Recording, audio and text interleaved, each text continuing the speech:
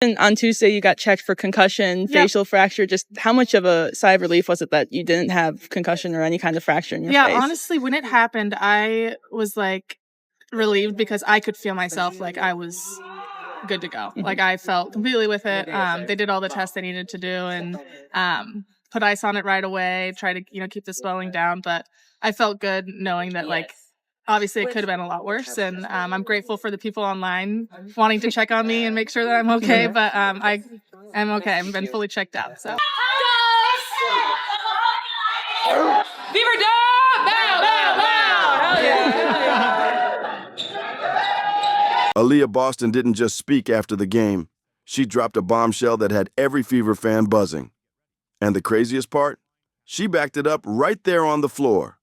With Indiana crushed by injuries, she threw down 22 points, ripped 11 rebounds, and swiped a career-high 6 steals, finishing it off with the game-sealing stop that silenced LA's crowd. But what exactly did she mean by her fiery words? That's what we're diving into, because her post-game message wasn't just talk, it was the blueprint for how Indiana flipped the script and snatched their biggest win of the year. Even with momentum wobbling and bodies dropping left and right, one unlikely hero lit the fuse that blew the door shut on Los Angeles. So here's the question. How do you survive when half your team is stuck in street clothes? Nature of our team. I think one other thing that sometimes goes missed is just the character of these women, right? Especially this group that's been here, that's gone through all of this, and then the ones that we brought in.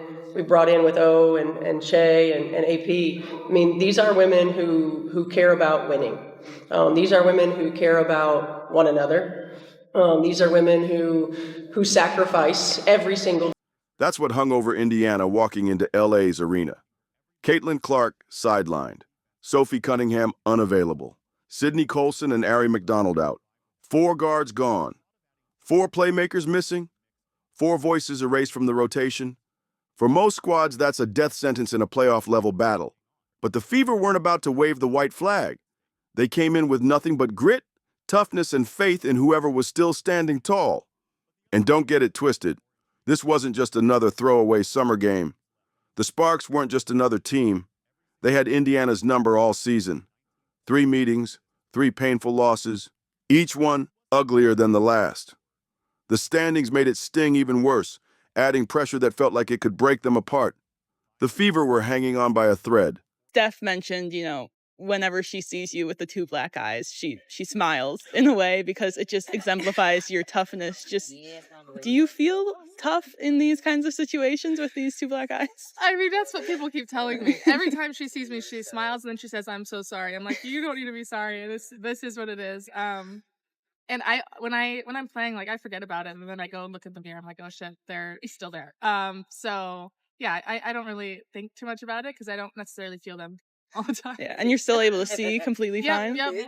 Right. Nothing's changed. Sitting in 6th place, clutching a playoff spot while Los Angeles crept up just 2 games behind.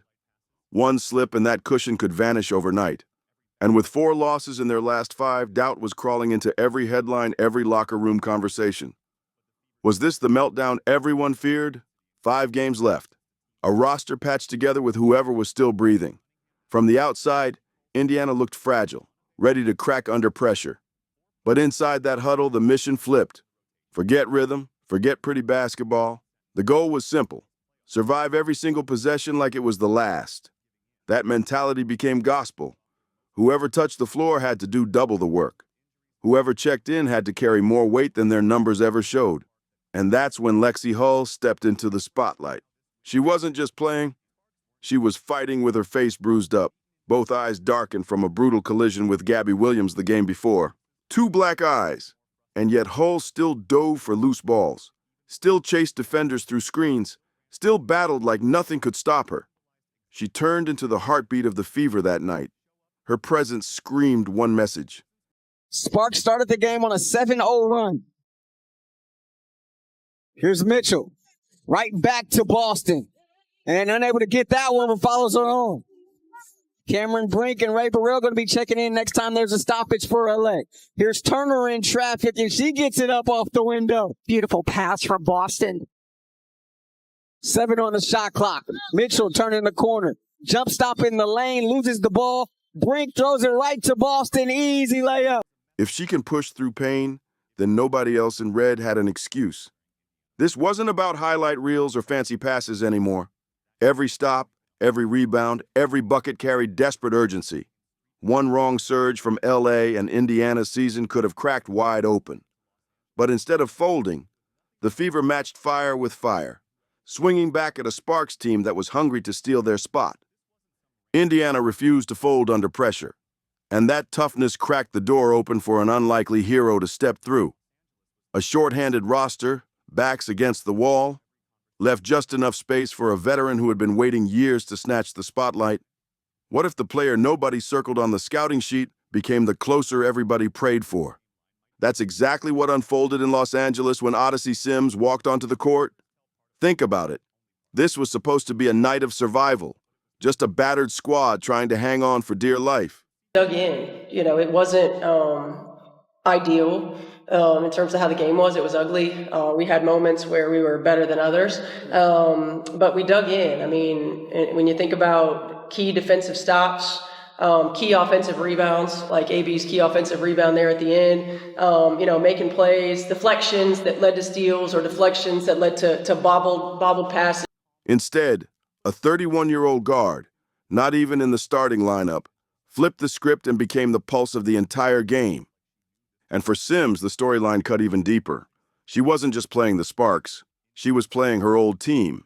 The jersey across from her once belonged to her, and you could feel that history pouring into every dribble, every possession, every stare down. This wasn't just business, it was personal. By now in her career, nobody expects a backup guard to carry an offense. The scouting report doesn't circle her name like it does Caitlin Clark or Aliyah Boston. But on a night where Kelsey Mitchell couldn't find her groove, only 5 makes on 14 shots, those cracks should have sunk Indiana. But Sims didn't let it happen. She became the answer. Calm, sharp, ruthless. She treated every possession like she had been saving it for this exact moment in time. I just need to get the swelling to go down in my forehead. So I put a patch, slept with it. The next day, woke up and I was like, okay, the bump is almost gone, but now I have 2 black eyes. So that was tragic. But I mean, it's at this point, it's unfortunately won't be able to hide it. People know, so just rolling with it. Were you able to hide it for the photo shoots? Makeup artist did a really, really, really good job. And people that hadn't met me before were like, oh, I can't even tell. I'm like, okay, that's good. We'll take it. But I'm hoping they'll do some editing in the post. And suddenly, the veteran everyone overlooked turned into the closer Indiana desperately needed. Her numbers only tell half the story, 21 points on the sheet. But it was the timing of every bucket that shook the building. She played like a conductor, pushing the pace when Indiana needed chaos, slowing it down when the Sparks threatened to snatch momentum. And then, as the fourth quarter hit its boiling point, one thing became obvious. The ball kept finding Odyssey Sims.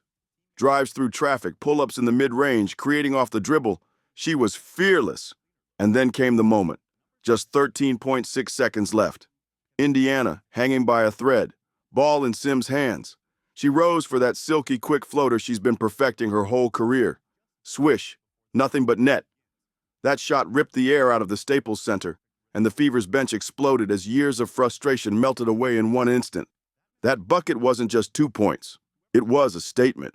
Straight points for you to help take the lead at the end of the game. Just what was that mindset for you in those final seconds? I mean, I didn't shoot the ball well from the 3. I was over before I made that shot, but I mean, I didn't lose confidence. I think my teammates did a great job, along with the coaches, just constantly talking to me. They weren't worried about my missed shots.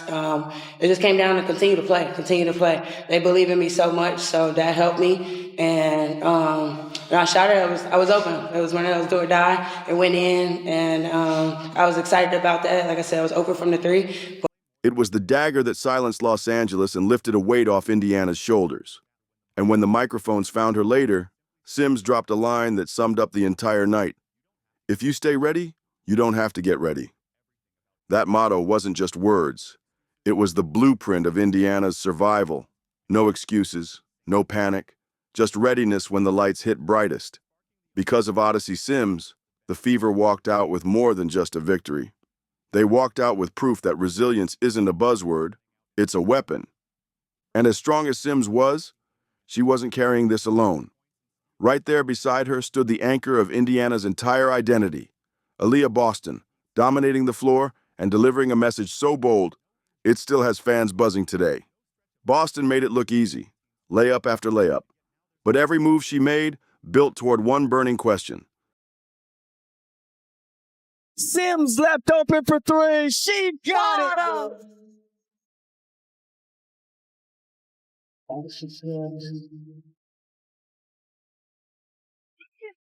Offensive rebound. Sims the runner. Here's Howard. Shovels Sims right at the doorstep, and she gets it off the window. 3-on-3 the other way. Sims the take and finishes the lefty layup.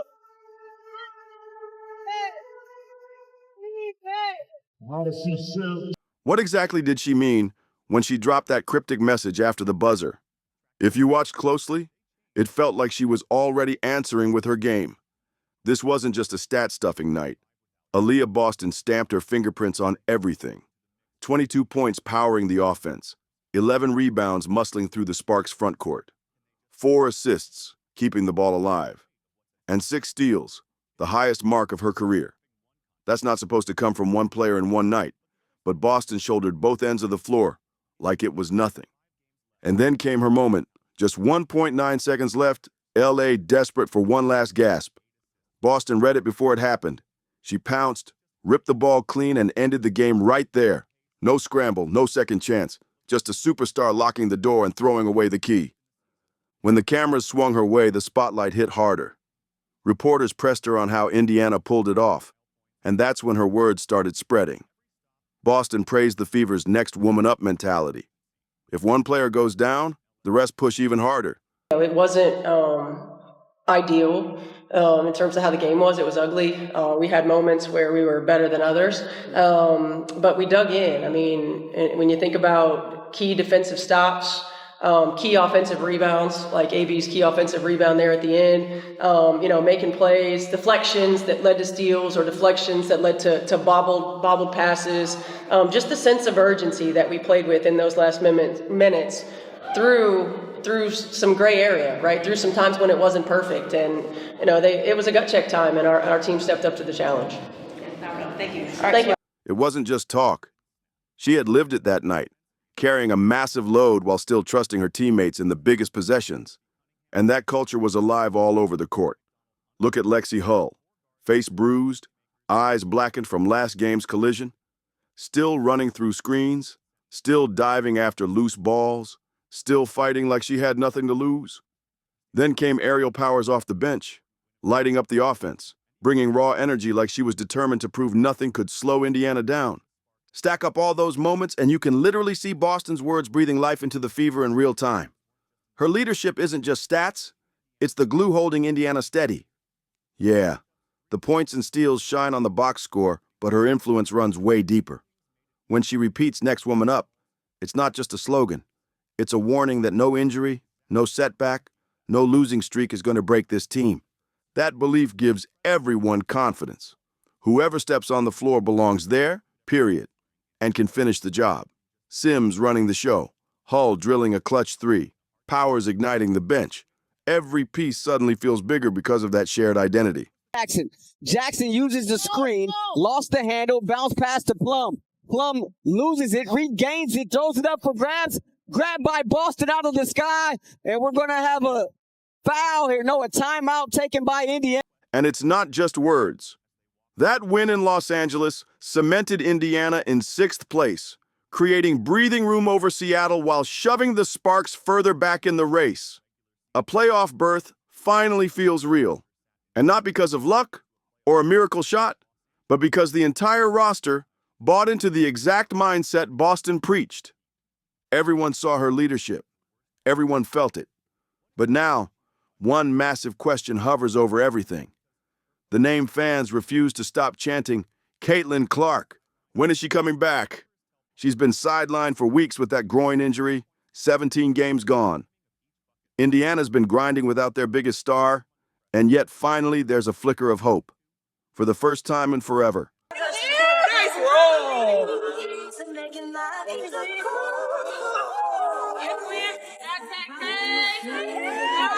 Clark's back in practice gear, joining team shoot-arounds, warming up pregame, moving with the group. It's not game action yet, but it's the closest we've seen. The timing could not be crazier. Indiana has just 5 regular season games left, and every single one feels like life or death. The Fever are sitting in 6th, barely half a game ahead of Seattle. One slip, one bad night, and they could tumble out of position. But flip the coin, and there's also massive opportunity, because if Caitlin Clark returns, everything changes in an instant. Picture it.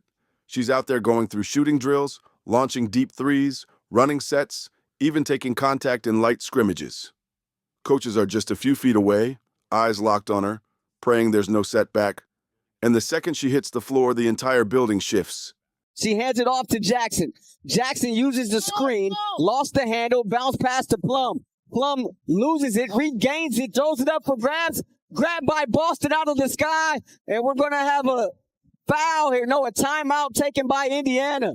Teammates steal glances. Fans can't sit still. The buzz is electric because everyone knows the stakes. But with that hope comes the risk. Bring her back too fast, and Indiana could blow the whole season in one mistake. That's the tightrope the Fever staff is walking right now. And yet, they just stole a win over a team that had owned them all season, without their brightest star. That alone is shocking. But now, imagine adding Clark back into that mix. Before the injury, she was averaging 19 points and 8 assists.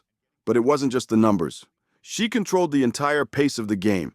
She opened lanes for Boston to dominate, gave shooters like Kelsey Mitchell clean looks, and forced defenses to stretch way beyond their comfort zone. You can't fake numbers like that. And every opponent knows they'd have to rip up their game plan the second Clark laces up again. Plum 1-on-2, ripped away there by Sims. Great play by Odyssey Sims. Played the ball. 3-on-3 the other way. Sims the take and finishes the lefty layup.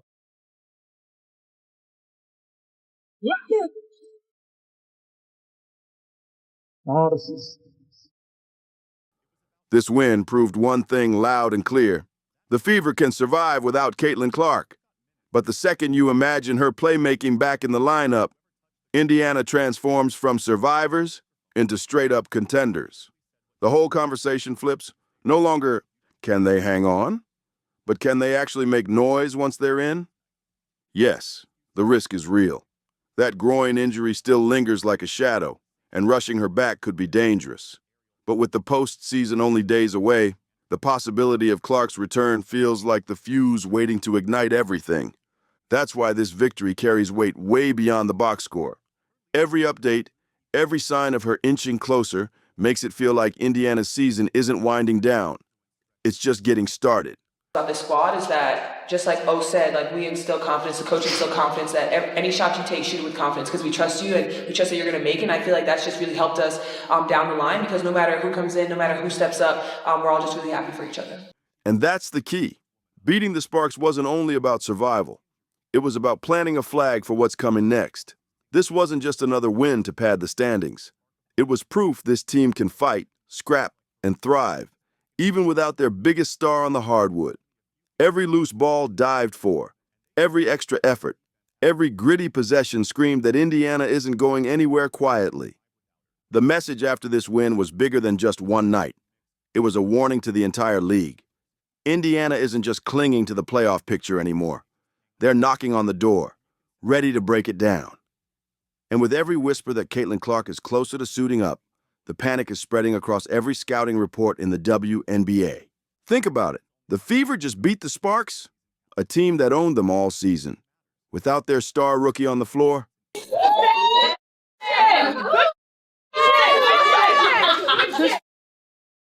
I'm really proud of you guys. That was an ugly, hard-fought win. Hard-fought win. And listen, we know that we didn't play our best basketball, and in those moments where we needed a stop, or we needed a big bucket, like that you don't teach. And y'all got it. And y'all got it. So again, marrying our energy effort with our execution. Okay, that's our journey. But this is a hard win right here. I'm proud of you guys. Great job. Together, 3, 1, 2, 3. Together. Boston dominating both ends. Sims turning back the clock with clutch buckets. Lexie Hull battling through bruises like a warrior. That's a roster proving they can throw punches, no matter who's missing. Now, picture what happens when Clark walks back into the fire. The player who dictates pace, drops dimes nobody else sees, and pulls defenders 30 feet from the basket. Teams already struggled to contain Indiana's grit. Add Clark's brilliance and suddenly every matchup flips on its head. This isn't just survival anymore, it's transformation. The Fever went from a wounded group holding on by a thread to a dangerous wild card nobody wants to face in the first round. And with Clark's return looming, the playoffs don't just feel possible, they feel explosive. Every possession from here on out isn't just about wins and losses. It's about a team announcing themselves, showing that their fight, their culture, and their star power might crash the postseason wide open. This game reminded everyone that the Fever aren't folding when it matters most. They're rising. And with Caitlin Clark inching closer to her full return, this squad suddenly doesn't look like survivors anymore. They look like a team learning how to finish battles under fire. The lead back up to 3. Sims left open for 3. She got it. Odyssey Sims with the triple to tie this one up at 74 apiece. Got the offensive rebound out to Mitchell. Here's Hull curling. Hull down the lane. The kick out Sims. Sims in the paint. The runner good. They put Turner on the inbound. Alaman inbounds it to Hamby, and so now that'll be that. So the Indiana Fever come in. That kind of growth is priceless, and it's exactly what playoff teams are built on. For Fever fans, hope feels real right now, and it's burning even brighter for 2025. Because a group that wins games like this, with grit, bruises, and pure resilience, is only just beginning their story. The foundation is here, the fight is proven, and the future is glowing with possibility. If you're pumped up for this team, then drop a comment saying Big Fever win. Don't forget to like, subscribe, share, and turn on all notifications so you never miss a moment. Click the video on the screen, and we'll see you in the next one.